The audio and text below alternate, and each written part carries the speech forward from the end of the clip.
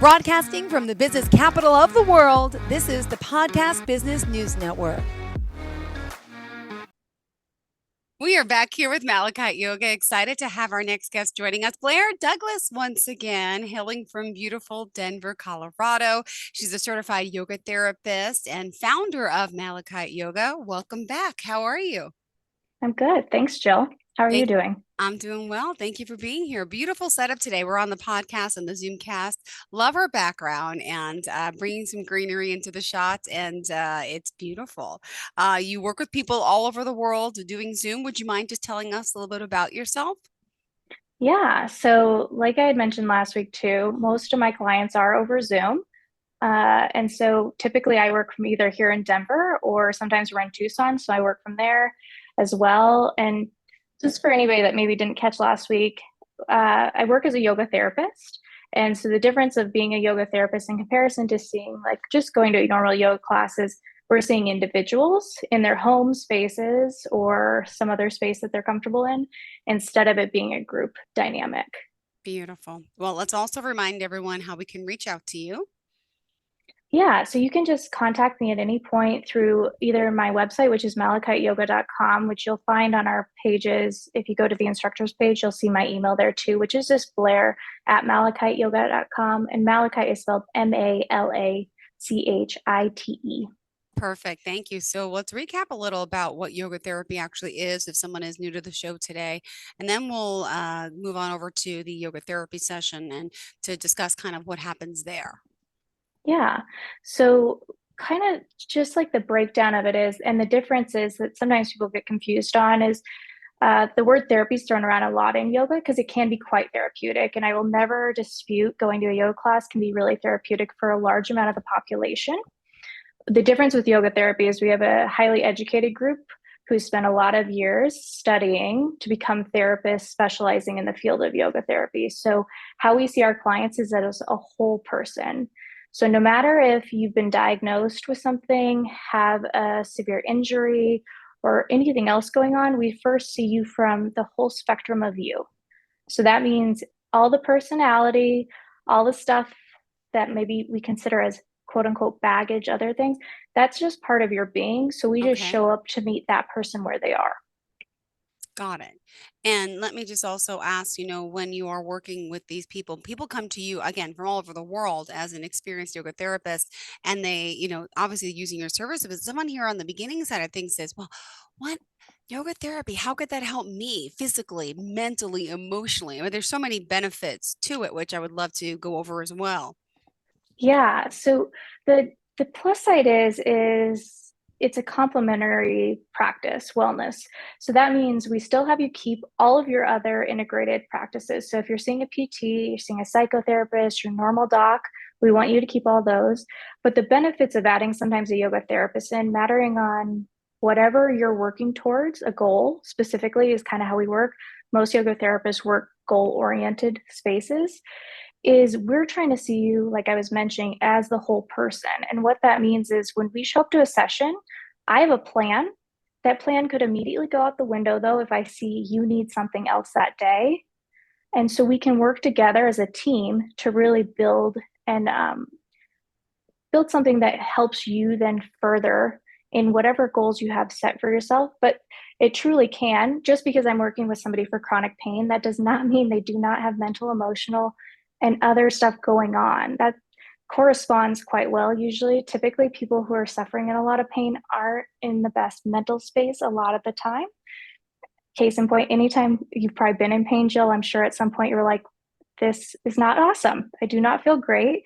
And it is hard to keep functioning. So we're still seeing that person. Yes, we're going to work on your chronic pain, but we're also going to work on just the mental, emotional part and getting some peace there as well. Well, you hit the nail on the head. I have my test tomorrow for carpal tunnel. I have arthritis, Mm. tendonitis, did a cortisone shot. I've been doing physical therapy 3 times a week. Ran myself down cleaning too much and moving things around the house.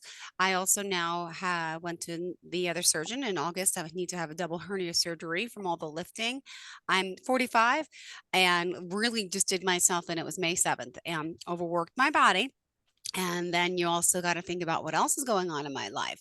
Why am I doing so much? And there's a lot of mental anguish, stress, and emotional issues behind it all. So you really just totally related to me. And I'm sure plenty of other people can empathize with this, but you're right. Now it's this, but then it's also what's behind it all. So wow. And for someone suffering with chronic pain right now, feels like this is chronic pain to me. Could you go into more detail, how you work with them? And then I know you want to talk more about who's the expert in the session, but I don't want to rush you. Go ahead. No, no, no. That's just it's just case in point, right, Jill? Like Yeah. what you just brought up, it's very personal for you, but also it's not like we just have something pop up and it just happened and there was no background to it. We're doing things for a reason. So there is this mind body aspect that sometimes gets missed in some other professions. So Mm-hmm. really my goal too is to see all of that, but also still to understand and be able to give information to my Yeah. clients that they can then use, like continually use. That's the other thing is you are not with your doctors, your PT, your yoga therapist, whoever else every day of the week. You need to have our goal and my goal specifically is always to give them a skill set to go home with that they can turn to and say, okay, I have a toolbox. I'm experiencing this. I know I have outlets outside of just, there is a panic that can sometimes set in for a lot of my clients where they're like, I've hit this precipice and I just don't know what to do with this information because no one can help me. So giving somebody a hand and saying, I'm here to support you. I can still be there if you need me, but I'm going to give you something that you can use on your own because I trust you and you are a whole person. You're still all there. So still giving them a voice to themselves because sometimes that gets lost in the mix of everything. Got it. All right. What's next for us today, Blair? Yeah, so I have been thinking about this all week and I was really excited because I had like a million ideas and then I was like, okay, this is what I want to talk about today.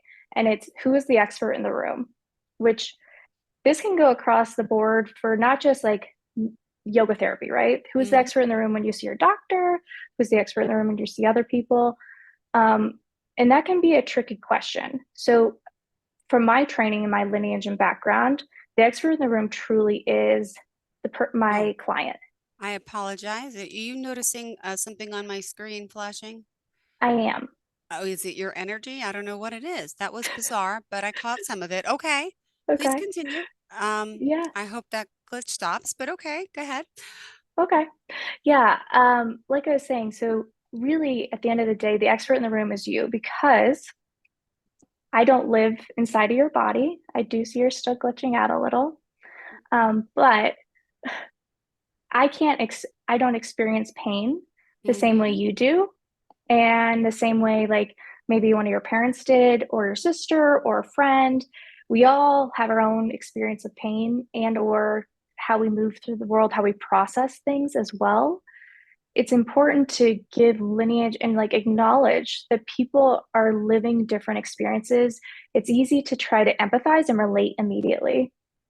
And so it's harder to relearn to take a step back, hear that person out Mm-hmm. for what they're experiencing, and sometimes that's non-relatable to me, let's say, because maybe it's something that I don't experience. Maybe I don't have Parkinson's disease or something else going on, but I can still show up and show compassion. So from coming from a standpoint of the expert in the room is you, my client is always the expert in the room first. That does not mean I'm going to show up and be like, I don't know, what do you want to work on today? You're the expert. That's not what I mean when I say that. What I really mean is you're an expert in your own body, and I trust you to tell me and us to have an open line of communication. And sometimes that's just me physically viewing something. Sometimes it's verbal. Sometimes it's watching somebody move for me to find out information. So I have to use all my knowledge and understanding of people and background of that to help formulate a plan so we can work together. Yeah, So I will always show up with something, but that does not mean I'm an expert in your body, nor is like your doctor an expert of the interior of what's happening in your body and your yeah. sensations and feelings. Wow. Okay, you're teaching me stuff again still. Wow, this is fascinating. You're right.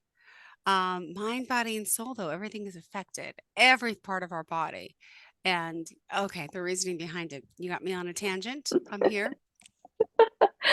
Yeah, no, and it's one of those things too, what we say to our clients, what you hear from your doctors and other healthcare providers is important.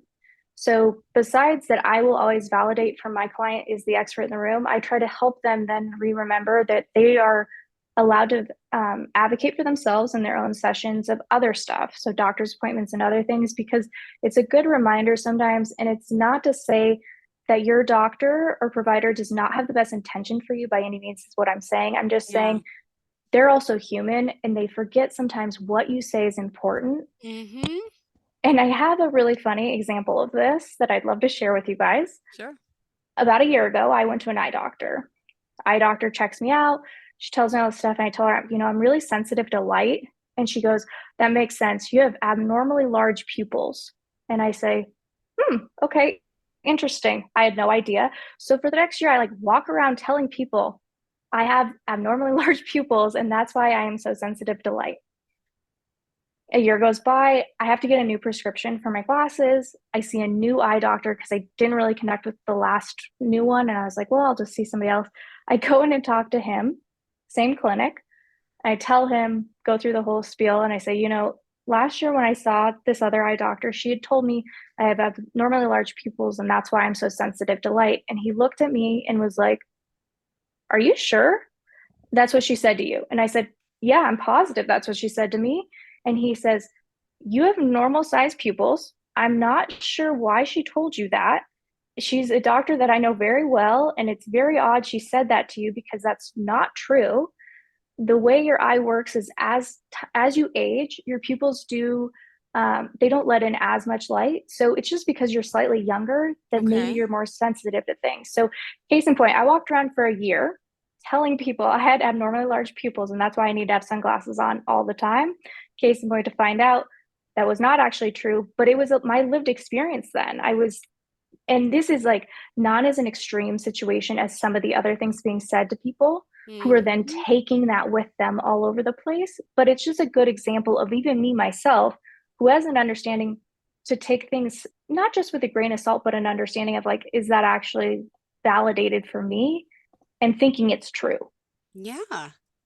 Wow. I have plenty of experiences myself. The same thing you, someone always has something different to say, including those in the medical field. And then it leaves you to, and then you have your own, in our 21st century, we have our Google. And I love when doctors say, well, don't Google, it's this. And well, it's funny because someone else, another doctor said that. So that's why I'm Googling now the two different, it's just, I have severe IBS. So, and I see different doctors and everyone has a different opinion. And some correct, some not correct, some different theories, but it's just baffling, right? Because we trust individuals in their craft and their field. And again, no one's perfect, but that that is crazy. I would have done the same thing. I have large people. I would, yeah, Yeah. yeah. Yeah. Yeah, it's just one of those things too. And I'm not a unique story to that, right? Like you were just saying, there's times where Hmm. you've gone in, probably seen people. And so the other thing is one of the specific things I ask my clients when we meet, one of the things on my intake form is like, who are your other providers? And one of the discussions we have during an intake session is, do you trust your providers? Because I want to know, are these people Yeah. you actually trust with your health? And sometimes I have clients that'll tell me, I actually don't trust these two people. And it's really telling to me that they're willing to open up about that. But also, you know, I will always suggest if they want suggestion of like, we might seek out another provider who specializes in this to get a second opinion.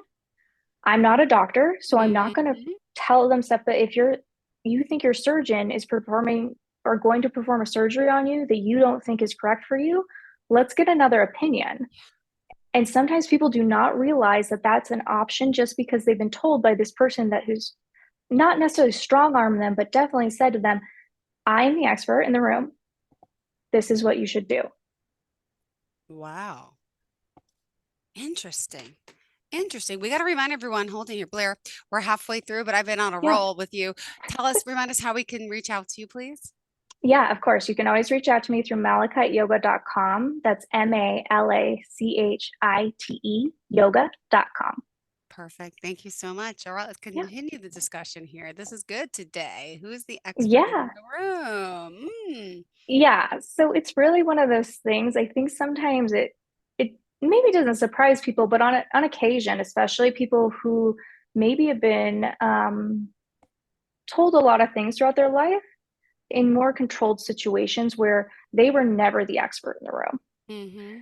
And so then to give somebody validation who has not had it for so many years, at first can feel very uncomfortable for that person. So I try to recognize and validate that. Like they've never been asked, how do you actually feel though? Yeah. Like, how is this actually going? And we can sit and be quiet for a while. Like we don't even have to talk. You can just process what you need to process, and I will sit here with you while you do that. Or it could be something as easy as like, I'm not ready to talk about that. And I say, okay, and we can bring it up another time, or we just move forward. So giving them an opportunity to truly have the experience that I'm like whatever I'm teaching to them. We Mm-hmm. sit with that usually afterwards for a few Yeah. moments and I check in. And sometimes they're like, that went great. That's all they want to give me. And I'm like, that's perfectly fine. And we move forward from there.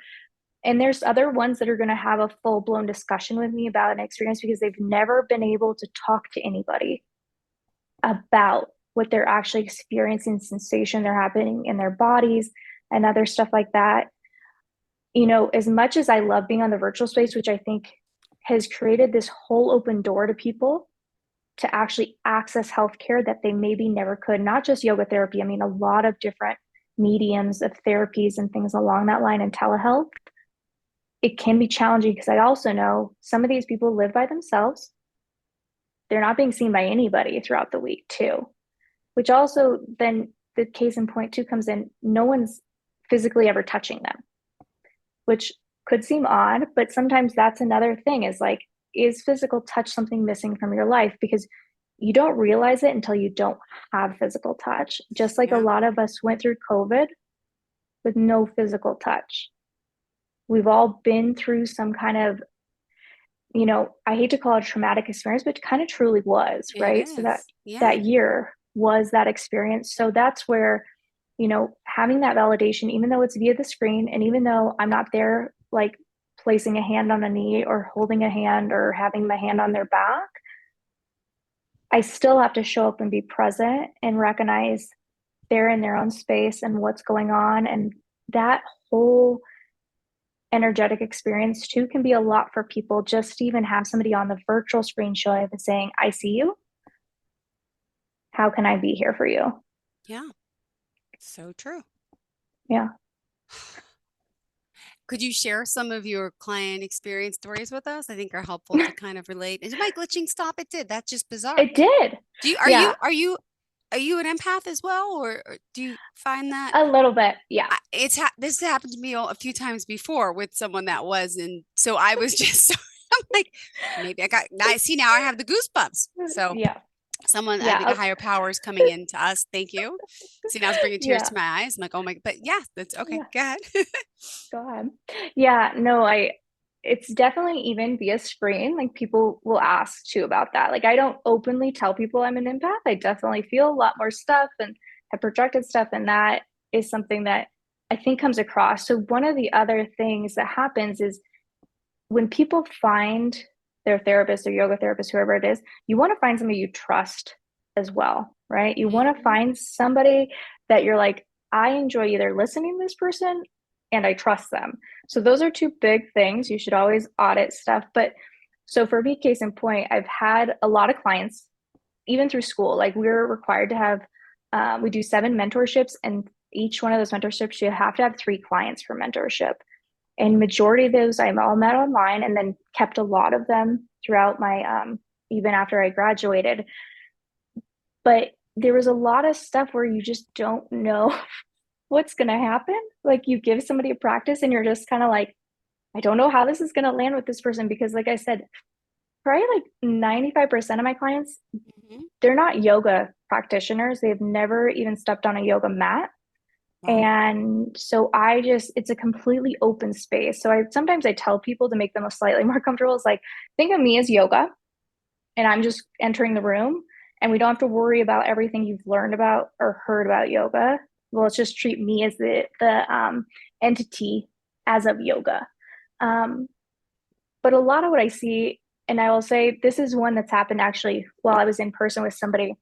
I have this wonderful older client who has some neurological stuff happening. And we went through, she was dealing with a lot of chronic pain. She's still one of my clients. Went through a session together, did a meditation. At the end of the meditation, she opens her eyes and is staring at me and said, "How did that go for you?" I'm like, "There's no rush. You don't have to tell me." And she just looked at me and she goes, "I'm really mad."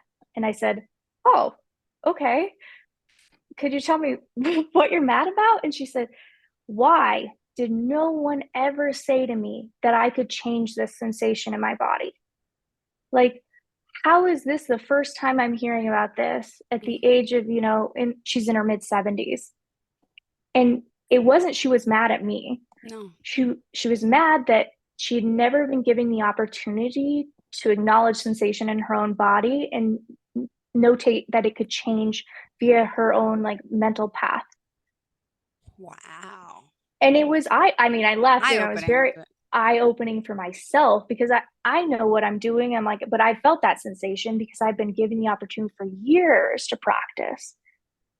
So to have somebody have such a big it takes such a hold. And after having her, I know her background, I know her story, and it just being rough, you just kind of takes your breath away and you don't say anything for a moment. And I just told her, I was like, "I understand your frustration. yeah. And I'm sorry that that experience wasn't given to you sooner.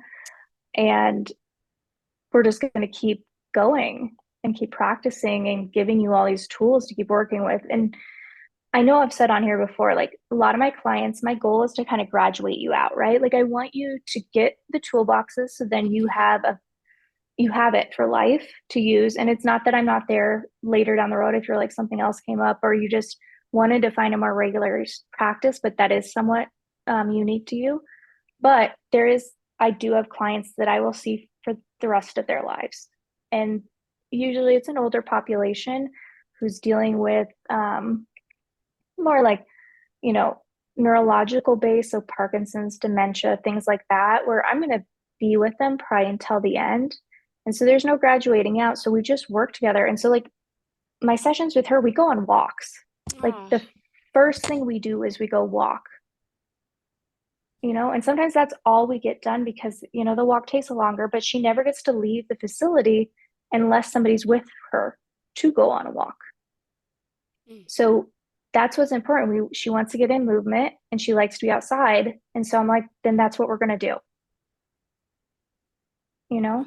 that's beautifully sad, but overall beautiful, right? Ah, Yeah. And there's a lot of stuff I could talk about in the industry of like aging, the aging yeah. community and what I've seen. But what I will say is, once again, like for me as a yoga therapist and what I see other yoga therapists doing, especially like the certified yoga therapists, we're overseen by a governing body.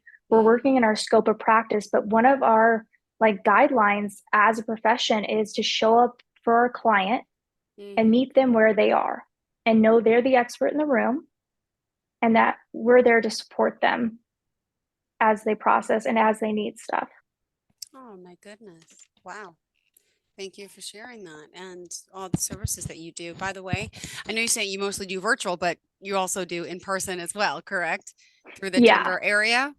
hmm Yeah, especially if we're in town. So, like I said, we do like half a year, a little more than half a year in Denver. The other part is in Tucson, Arizona, because my partner is a cyclist. And then because I started working virtually, I was like, oh, we could be in Hmm. places where it's not snowing and freezing. Yeah. And I like hiking and stuff. So that's what part of my own personal things. I enjoy being outside as well. But I will say, even in the wintertime, a lot of times we fly back and forth. And one of those reasons is I fly back for my in-person clients here in Denver to see them because it's important for mental stability in an aging community to have some kind of grounding and to have different conversations, stuff like that. You see the mental space for them, and it changes when they're not getting that interaction. They Interesting. need it. Yeah. Oh, Wow. Okay. We have 2 minutes left in the show. Yeah. How do you want to leave off? And of course, we need to know how to contact you, but how did you want to Yeah. kind of sum up for today? I think my sum up is you're the expert in the room with anybody you're seeing in your own body. You might not be an expert in doing knee surgery, but you are an expert in you. Remember, you can always advocate for yourselves. Everything you're feeling is validated. So continue that path forward, no matter who you're seeing. And I love meeting with new people and interacting. And if you ever want a free 15-minute consultation with me to talk about any wants or needs, please contact me at malachiteyoga.com. That's MALACHITE.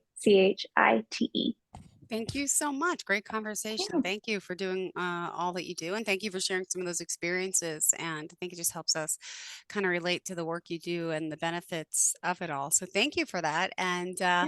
you got me thinking about about my own chronic pain. And maybe there's other things behind it that, yeah, could be using some help as well. Well, thank you so much. And normally, just curious, if someone is interested, do you offer like an initial consultation? If they're curious, if they could be beneficial, how does that part work? Yeah, basically, if you just email me, I'm always happy to set up 15-minute calls with people and just kind of talk them through answering questions for them, giving them Okay. a little bit of my background so that they feel comfortable because you are investing when you do stuff like that, just like when you see a therapist. So I like to give people an opportunity to actually know what they're getting into before spending a lot of money on it. Got it. All right. Thank you so much. Have a fantastic day. And to all of our listeners, Thank stay you. tuned. More of the show's coming right up. Don't go anywhere. Are you looking for even more of the podcasts and hosts that you love? The Podcast Business News Network is proud to announce that you now have even more ways to listen live. Check out the MyTuner Radio, online radio box, and Simple Radio apps on iOS and Android, or find us online. Search for Business News Network on mytuner-radio.com or search Podcast Business News Network on streama.com and onlineradiobox.com/US. Take your podcast on the go and don't miss a minute of the action.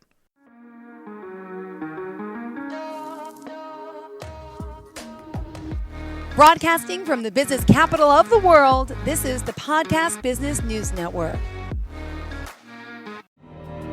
For nearly 2,000 severely injured veterans, everyday life has become filled with barriers. Day-to-day simple tasks can become pretty daunting. I have to carry my chair up 2 flights of steps or have somebody do it for me. What scares me the most is just the falling. When I'm struggling with my house, I think, to have that one great barrier just knocked down, it's crucial. Home for Our Troops is a wonderful nonprofit that builds a Mortgage-free, fully adaptive, handicap-accessible house. And there's no catch. It'll be our very first home that we've ever owned. This is a game changer. This is where your life begins again. We need you to join us in completing this important mission. Please visit hfotusa.org and help build homes and rebuild lives. Because of you, everything's going to be okay.